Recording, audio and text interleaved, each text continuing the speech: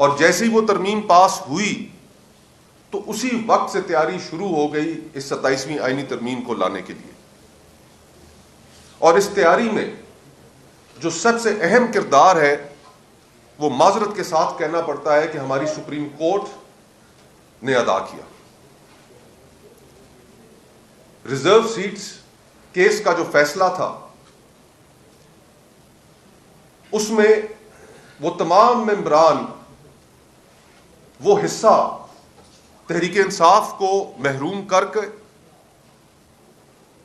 ان تمام حکومتی جماعتوں کے حوالے کر دیا گیا جنہوں نے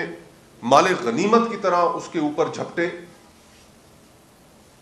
اور پھر ان کو وہ مطلوبہ نمبر مل گئے کہ جس کے نتیجے میں آج وہ 27ویں ترمیم کرنے جا رہے ہیں.